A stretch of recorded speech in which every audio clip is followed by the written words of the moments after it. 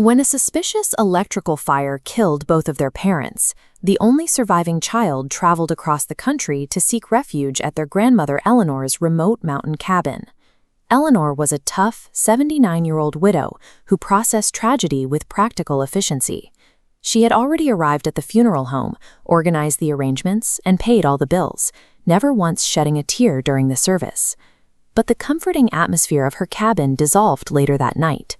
At 9:40 p.m., with the nearest town 35 minutes away and completely shut down for the evening, Eleanor abruptly grabbed her truck keys and left under the flimsy excuse of needing a generator part. Under the weight of extreme grief, it's easier to rationalize bizarre behavior than it is to acknowledge a terrifying reality hiding in plain sight. When Eleanor's truck finally pulled back into the driveway at 1 a.m, her grandchild watched from an upstairs window. Down in the moonlight, a 79-year-old woman was effortlessly hauling a limp, adult male body over her shoulder toward the dark tree line behind the cabin. As she walked, the neighborhood dogs 2 properties away began a long, continuous whine. The sound echoed through the clear night, then stopped the exact second she stepped into the trees. Under the glow of the porch light, a physical discrepancy became obvious. The night air was cold enough that Eleanor's breath formed a distinct fog with every exhale. The figure on her shoulder produced nothing. In July mountain air, even a fresh corpse will often expel trapped gases when moved.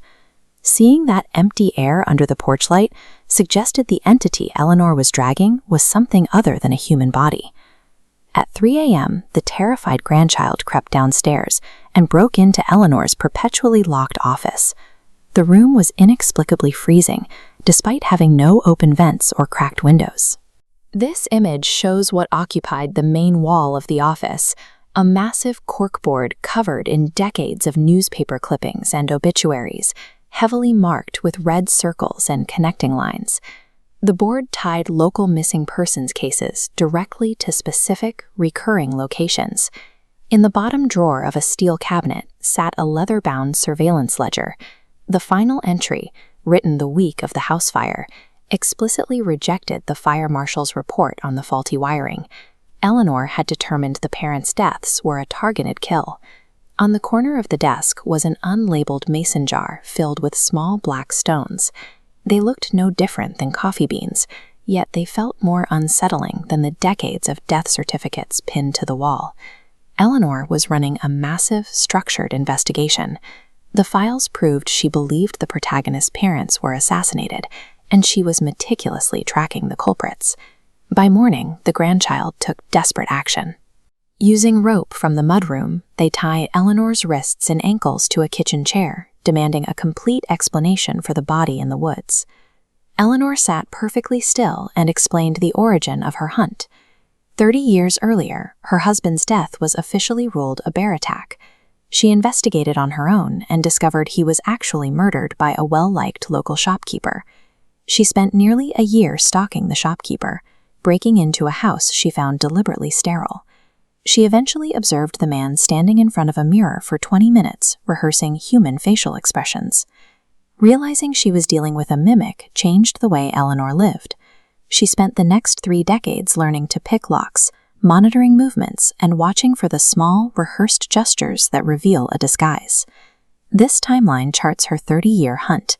Eleanor executed 86 shape-shifting entities, plus the body in the truck, with her kills accelerating over time.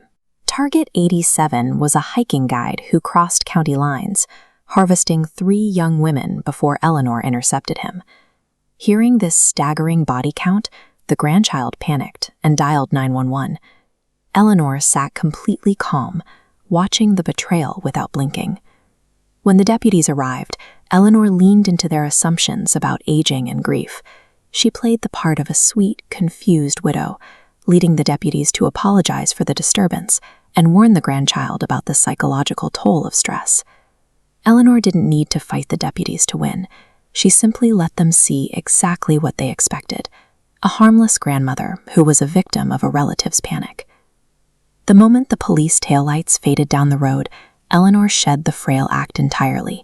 She stood up, walked to a hidden hall closet, and unlocked a gun cabinet. She explained that the entities she hunts are protected by a shadowy syndicate. Because the sheriff's deputies had been called to the cabin, the local network monitoring police channels likely knew exactly where she was. She issued a stark ultimatum. Her grandchild could either run to the bus station in town before dark or stay and follow every tactical command without question. The grandmother was no longer the threat in the room. Her 30 years of isolated violence had just summoned a terrifying external force straight to their door.